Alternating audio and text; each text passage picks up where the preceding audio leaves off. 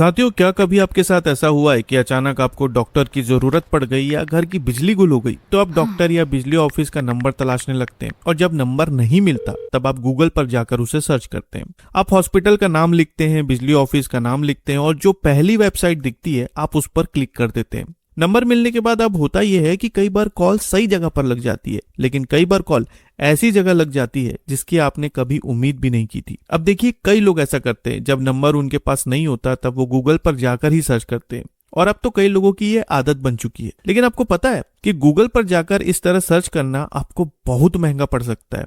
अगर यकीन ना है तो जरा इस खबर पर नजर डालिए।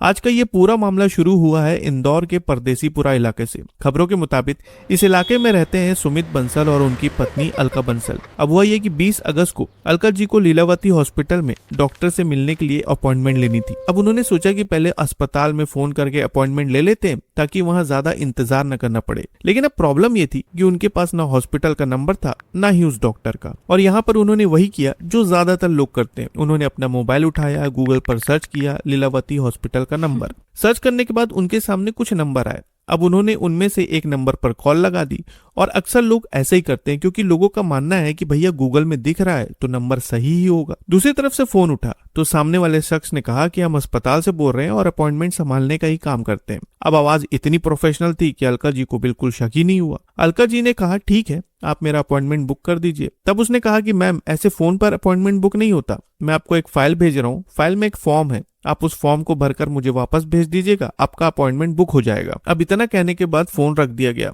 और कुछ देर बाद अलका जी के मोबाइल पर एक लिंक आई। खबरों में कहा जा रहा है कि उस फाइल का नाम था डॉक्टर अपॉइंटमेंट फाइल। उन्होंने बिना ज्यादा कुछ सोचे उस लिंक पर क्लिक किया। क्लिक करने के बाद एक फॉर्म खुला। फॉर्म में डॉक्टर का नाम भरना था, मरीज का नाम, उम्र और किस बीमारी के लिए अपॉइंटमेंट चाहिए, ये सारी जानकारी मांगी गई थी। अलका जी ने एक एक करके पूरी डिटेल्स भर दी। फॉर्म भरने के बाद अपॉइंटमेंट कंफर्म करने के लिए कहा गया कि सिर्फ 5 रुपए का एक मामूली सा पेमेंट करना होगा टोकन फीस के तौर पर। अब 5 रुपए के बारे में लोग ज्यादा नहीं सोचते। अलका जी ने अपना डेबिट कार्ड की जानकारी उस लिंक पर डाल दी, card number, expiry date, CVV, सब कुछ। लेकिन अजीब बात यह हुई कि पेमेंट प्रोसेस होते होते अटक गया, ट्रांजैक्शन पूरा हुआ ही नहीं। थोड़ी देर इंतजार करने के बाद उन्होंने सोचा कि शायद कोई नेटवर्क इशू है और उस लिंक को अपने मोबाइल से उन्होंने डिलीट कर दिया, ये सोचकर कि चलो कोई बात नहीं, बाद में सीधा अस्पताल जाकर अपॉइंटमेंट ले लेंगे। लेकिन असली खेल तो अभी शुरू ही हुआ था। लिंक डिलीट करने के करीब 30 मिनट बाद अचानक उनके फोन पर एक के बाद एक मैसेज आने शुरू हो गए, यही कि आपके खाते से इतने रुपए डेबिट हो गए हैं। पहला मैसेज देखकर उन्हें समझ में नहीं आया, फिर दूसरा आया, फिर तीसरा। कुल 6 अलग अलग ट्रांजैक्शन में उनके खाते से 1,20,000 रुपए से ज्यादा की रकम निकल चुकी थी, वो भी सिर्फ 5 रुपए का टेस्ट पेमेंट डालने की वजह से। अब घर में हड़कंप मच गया। परिवार वाले ने बिना एक पल गंवाए तुरंत बैंक को फोन करके डेबिट कार्ड और खाता ब्लॉक करवाया ताकि आगे और नुकसान न हो। अब इसके बाद उन्होंने उसी नंबर पर दोबारा संपर्क करने की कोशिश की जिससे पहले कॉल आई थी, लेकिन इस बार फोन ही नहीं उठा, न कोई जवाब आया, न कोई कॉल बैक। ठगी का एहसास होते ही परिवार ने साइबर हेल्पलाइन नंबर पर शिकायत दर्ज करवाई और इसके बाद परदेसीपुरा पुलिस थाने पहुंचकर विधिवत एफआईआर दर्ज करवाई गई। पुलिस ने उस नंबर और ठगी में इस्तेमाल हुए फर्जी लिंक के आधार पर जांच शुरू कर दी है। ये पता लगाने की कोशिश की जा रही है कि ये पूरा नेटवर्क कहां से ऑपरेट हो रहा था और इसके पीछे कौन कौन शामिल है। अब सवाल ये उठता है कि आखिर गूगल पर दिख रहा नंबर नकली कैसे हो सकता है।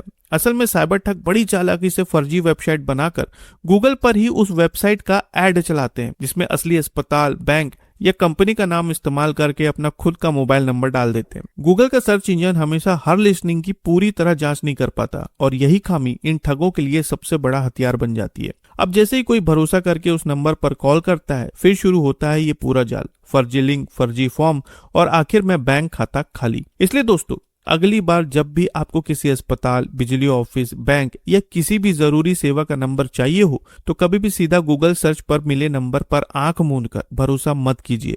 हमेशा उस संस्था की आधिकारिक वेबसाइट पर जाकर ही नंबर वेरीफाई कीजिए या फिर पहले से मौजूद किसी भरोसेमंद सोर्स से नंबर लीजिए। और भूलकर भी कभी किसी अनजान लिंक पर अपना डेबिट कार्ड या बैंकिंग जानकारी मत डालिए, चाहे मांगी गई रकम सिर्फ 5 रुपए ही क्यों ना हो। इस पूरे मामले पर आप क्या कहना चाहेंगे, कमेंट में जरूर बताइएगा और नई खबरों के लिए चैनल को जरूर सब्सक्राइब कीजिए। फिर मिलेंगे साथियों एक और नई खबर के साथ, तब तक के लिए आपका बहुत बहुत धन्यवाद।